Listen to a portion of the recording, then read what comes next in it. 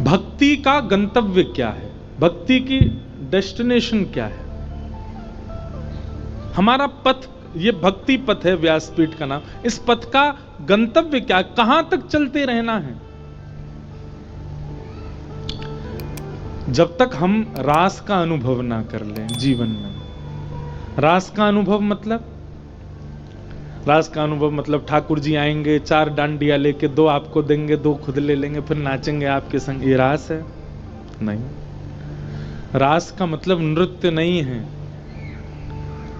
रास का मतलब नाचना नहीं होता। रस और रास में हर कथा में बताता हूं, 2 बातें हैं, रस और रास। रस का मतलब क्या है? आप ठाकुर जी के लिए जो करते हैं वो सब रस है, पर ठाकुर जी जो आपके लिए करते हैं वो रास है, वही रास है। और रस में और रास में शब्द की दृष्टि से देखो तो केवल एक मात्रा का अंतर है, और वो मात्रा भी सीधी है, आ की मात्रा, मतलब वंशी। जिस दिन आपके रस में ठाकुर जी की वंशी, ठाकुर जी के स्वर, ठाकुर जी ने भाव पिरो दिए, उसी दिन आपका रस ही रास बन जाएगा। ज्यादा इसको कॉम्प्लिकेटेड नहीं करते। आप कथा सुनने आते हो, आप वृंदावन जाते हो, आप गिरिराज जी जाते हो, आप बरसाने जाते हो, आप नंदगांव जाते हो, ये सब रस है, पर ठाकुर जी आपके लिए यहां आ जाएं, ये रास है। और ये रास सबके साथ हुआ है। अच्छा एक बात बताओ, ठाकुर जी आपके घर आ जाएं तो आप क्या करोगे? सबसे पहले तो प्रेमाश्रुओं से आंख भर जाएंगी। दूसरी स्थिति क्या होगी? बेसुध है के गिर जाओगे, बेहोश हो जाओगे। तीसरी स्थिति क्या होगी? जब होश में आओगे अपने तन की सुध नहीं होगी, रखोगे कुछ, होगा कुछ, करोगे कुछ, निकलेगा कुछ, जैसे तैसे संभालोगे तो फिर आपको अनुभव होगा कि हो क्या रहा है, श्री कृष्ण आए हैं। और जब ये अपने आप को संभाल करके आप चिंतन करोगे श्री कृष्ण आए हैं, तो नृत्य ही करोगे, नृत्य ही होगा। नृत्य सूझबूझ से नहीं होता, नृत्य सोच के नहीं किया जाता, नृत्य तो हो जाता है। आपका तन जब आपकी स्थिति में, आपके वश में नहीं होता, कोई ऐसी धुनी गाई, कोई ऐसा संकीर्तन होने लगा कि जहां आप अपने आप को रोक नहीं पाए, आपके पैर थिरकने लगे, और वो नृत्य हो गया। श्री कृष्ण आएंगे तो नृत्य हो जाएगा, लेकिन नृत्य रास नहीं है। रास का मतलब तो श्री कृष्ण की प्राप्ति है। मीराबाई के साथ रास हुआ है क्योंकि श्री कृष्ण उनको मिले हैं। सूरदास जी के साथ रास हुआ है। कब हुआ सूरदास जी के साथ रास? एक दिन पद गा रहे थे, ठाकुर जी नित्य आते थे, राजभोग के बाद रोज आ जाते थे सूरदास जी के पास। सूरदास जी को नहीं पता रहता था, सूरदास जी तो राजभोग अरोग के, अच्छा राजभोग समझते हैं? दोपहर की जो आरती होती है 12 साढ़े 12 बजे सारे मंदिरों में वृंदावन में, उसको राजभोग आरती कहते हैं। और राजभोग के बाद श्री ठाकुर जी के कपाट बंद हो जाते हैं। क्यों? ऐसी मान्यता हमारे भाव हैं ब्रज के कि श्री ठाकुर जी गैया चरावे गए अब। और जो उत्थापन आरती होती 4:30-5 बजे, उसमें फिर पहला फल का भोग ही लगता ठाकुर जी को। क्यों? वन में हैं ठाकुर जी, वन में भोग लगा रहे हैं। तो राजभोग आरती के बाद में श्रीनाथ जी के कपाट बंद हो जाते, सूरदास जी आ जाते, अपनी कुटिया में बैठ करके कीर्तन गाते, पद बना बना करके रचना करते, और श्री ठाकुर जी चुपचाप खिड़की से निकल करके आते और सूरदास की कुटिया में अधर आकर के बैठ जाते, और कोने में बैठ के थोड़ी पे हाथ धर के चुपचाप सुनते सूरदास जी को।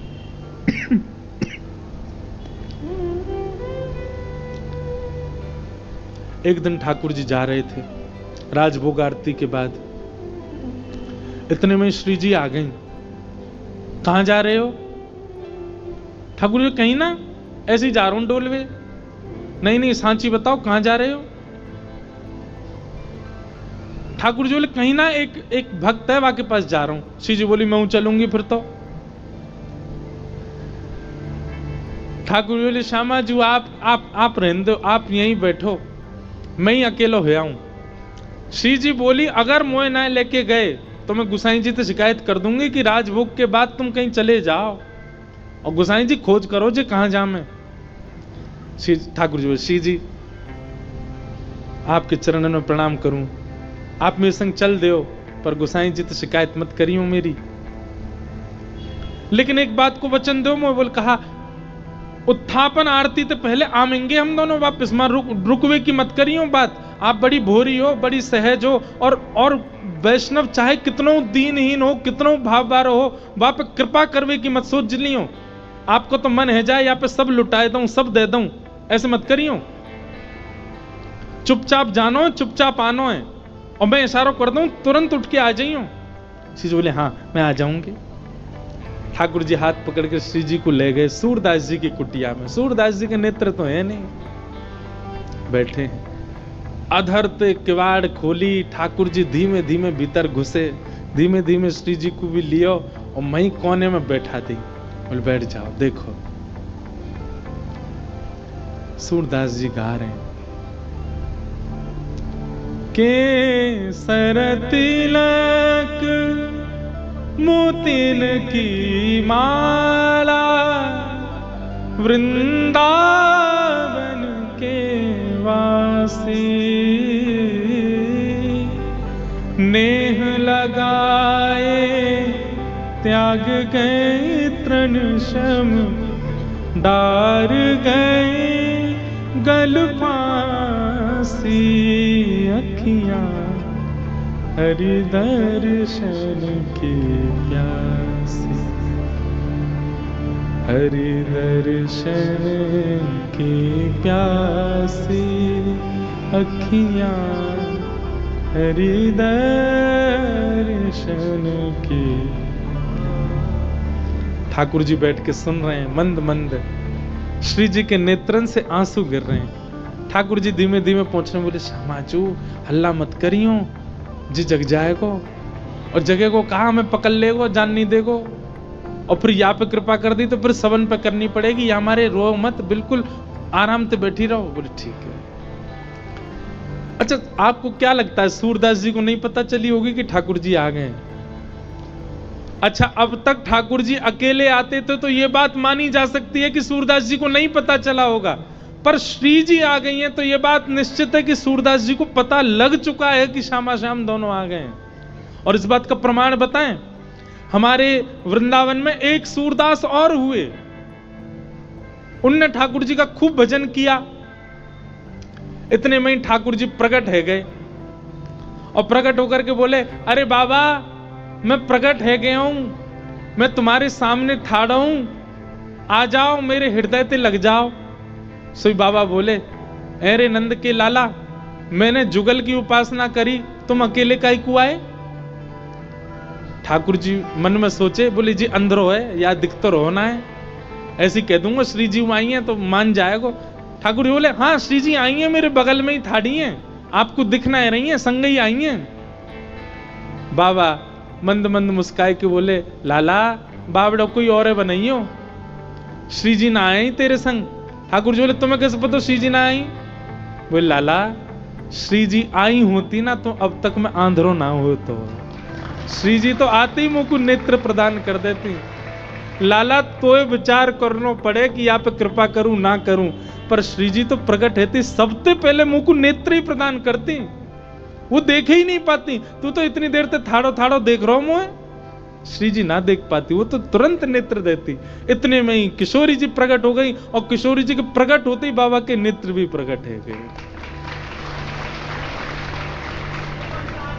वारी की ठाकुर जी बोले जय हो श्री जी, आपकी सत्ता भी संतन ते पता चले मुझे। तो उस कथा से, वैसे इस कथा में ये बात लिखी नहीं है, पर अभी अभी मेरे मन में व्यास मंच में बैठे बैठे आई कि उस कथा से इस कथा को जोड़ें। अब तक ठाकुर जी अकेले आते थे सूरदास जी के पास, पर आज श्री जी आई हैं, तो क्या सूरदास जी को पता नहीं चला होगा कि श्यामा श्याम आ गए हैं? निश्चित पता चल गया। इसीलिए आज एक विचित्र लीला हुई। क्या? गाते गाते सूरदास जी ने अपनी लाठी उठाई और उठ करके अपनी कुटिया से बाहर जाने लगे। श्री जी बोली जी कहां जा रहे हो बाबा? अरे आंधरो बाबा कहीं गिर नहीं जाए, हम या के संग चलें, कहीं गिरवे वारो होगा तो बचा लेंगे। ठाकुर जी बोले मैंने पहले ही मना करी आप तो, सब कृपा फिपा ना करनी कोई पे, और समय है गो उत्थापन को, वहां गुसाई जी मंदिर खोल देंगे, चलो जल्दी मंदिर में। शिव जी बोली ना है ना है, बस ये जहां जा रहा हूं वहां तक याद छोड़, यहां में फिर चल देंगे मंदिर में। ठाकुर जी बोले पहले ही मना कर रहा हूं, मत चलो मेरे संग। आ गई है जबरदस्ती, अब मां मंदिर में हम दोनों नहीं मिलेंगे तो गुसाई जी बड़ी डांटेंगे। Hey, how's that New Year's resolution going? What are you talking about? You know, that YouTube channel you say you're gonna start? Well, yeah, I'd like to. Shri जी पीछे पीछे चलन लगी। सूरदास जी जान गए कि श्री जी ठाकुर जी आए और आज इन पर कृपा करवाई लूं अपने ऊपर, इसलिए सूरदास जी भी जबरदस्ती आंधरों बनने के भाव से चल रहे हैं। चलते चलते सूरदास जी भी वहां गए जहां गहरो गड्ढा। सूरदास जी जैसे ही गड्ढा की ओर जाने लगे, श्री जी बोली अरे देखो श्याम सुंदर जी गिर जाएगो बाबा, गड्ढा में गिर जाएगो, या के माथे में लग जाएगी, हाथ पांव में लग, या को पकड़ लो रोक लो। ठाकुर जी बोले श्री जी तो मेरी सौगंध पास मत जाइयो, या के जिनके नेत्र नाए हो में ना, इन सबन के पास छठवीं बुद्धि होवे, जे स्पर्श करके पहचान ले कौन है कौन नहीं है, और जाने एक बार हम दोनों उनको स्पर्श कर लियो, जो पहचान जाएगो कि हम कौन है। श्री जी बोली तो पता लग नंदो कौन है, कहा चलो जाओ। अरे ना है, एक पे कृपा कर दी तो घनेरे बैठे सबन पे करनी पड़ेगी। किशोरी जी बोली ना ना जी गिर जाएगो।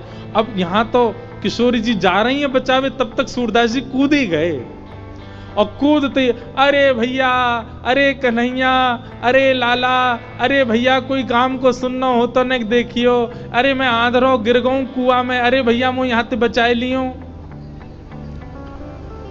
श्री जी बोली ठाकुर जी या तो इनको बाहर निकालो, नहीं तो मैं आपसे कट्टी आ जाऊंगी। ठाकुर जी बोले श्यामाजू मैं यही मारे ना लेके आऊं आपको संग में, नेक में ही पिघल जाए, नेक में ही दया आ जाए आपके चित्त में ना, या को निकाल दो फिर कभी ना कहूंगी, या को बस बाहर निकाल के हम दोनों भाग जाएंगे यहां से। ठाकुर जी ने ऊपर से झांक के देखी, खूब गहरो। ठाकुर जी कैसे निकालूं? श्री जी बोली एक तरीका है ना, आप अपनी कारी कमरी निकालो, मैं अपनी चुनरी निकालूं, दोनों में गुर्र गांठ बांध दो और बाकू नीचे पधरा दो, बाबा तो कह रहे पकड़ ले, पकड़ के हम यहां बाहर निकाल लेंगे। ठाकुर जी बोले ठीक है लाओ। श्री जी ने अपनी चुनरी दी, ठाकुर जी ने कारी कमरी तो बांध के और नीचे वह गड्ढा में डाल दी, और ऊपर से ठाकुर जी बोले बाबा। आहा, बाबा स्वर सुनते ही सूरदास जी के तो रोम रोम कंपित हो गया, आनंदित है गए, बोले ये तो इतनो मीठो स्वर तो मेरे नंदन नंदन को ही है। हाँ भैया कौन है? अरे बाबा मैं यही गांव को छोड़ा हूं, मैं अभी आवाज सुनाई दी, बाबा मैंने अपनो पटका नीचे डाल दियो, पकड़ लियो, आ जाओ ऊपर को। सूरदास हाँ भैया कहां को? अबर जाइए पकड़ लो। सूरदास जी ने जैसे ही पकड़ी और पकड़ करके महाराज जैसे ही अपने मुख के पास लियो तो इत्र की सुगंधी, आज सुबह श्रृंगार दर्शन में गुसाई जी ने जो इत्र को फोआ दियो वही की सुगंधी और पटका की सुगंधी मिल रही है। मानो सूरदास जी को और पता चल गई ये तो श्याम सुंदर ही है, और श्री जी पहले ही मिल चुकी है। या को मतलब ये है कि सूरदास जी को दिख तो रहो है, बस कृपा लीला कर रहे हैं श्याम सुंदर के संग। सूरदास जी ने पटका पकड़ो, यहां ठाकुर जी पटका खींच रहे हैं और ठाकुर जी को श्री जी खींच रही हैं, श्री जी ठाकुर जी को खींच रही हैं, ठाकुर जी पटका को खींच रहे हैं, पटका पकड़ के सूरदास ऊपर आ रहे हैं। कैसी कृपा सूरदास के ऊपर। सूरदास जी मन मन सोच रहे हैं, बोले आज ये कहीं निकल के नहीं भाग जाए मेरे हाथ से। और ठाकुर जी क्यों लग रही, बाबा जैसे ही निकले हम भागे यहां से। सूरदास जी जैसे ही बाहर आए, बाहर आते सूरदास जी ने ऐसा नाटक किया जैसे उन्हें ठोकर लग गई, और ठोकर लगते ही जैसे ही गिरन लगे ठाकुर जी की ओर, ठाकुर जी तो किनारे है गए, श्री जी के चरणन में जाके गिरे सीधे, और चरण पकड़ लिए कस के। अब जैसे ही चरण पकड़े सूरदास जी ने, ठाकुर जी ने श्री जी को हाथ पकड़ करके जोड़ते खींची तो सूरदास जी के हाथ में किशोरी जी की नूपुर रह गई, और किशोरी जी को लेकर ठाकुर जी भाजे, वो जल्दी चलो बाबा पकड़ ले गो। सूरदास जी बोले, अरे भैया कहाँ को चलोगो, अरे कौन सा हो रे भैया, कौन ने निकारो में। ठाकुर जी चिल्लाते जा रहे हैं, बाबा मैया बुला रही है, फिर आऊंगो। थोड़ी दूर जाके श्री जी बोली, ठाकुर जी मेरे एक नूपुर है, दूसरा नूपुर मिलना है रो। ठाकुर जी बोले, दूसरा ले आऊंगो, अब चलो जल्दी। अरे ना है, वो सामान्य नहीं है, इंद्र ने समर्पित कियो, वो कौन से हाथी के दांतन से बनो भयो नूपुर है, और मेरो बड़ो प्रिय नूपुर है, मुझको तो अभी चाहिए।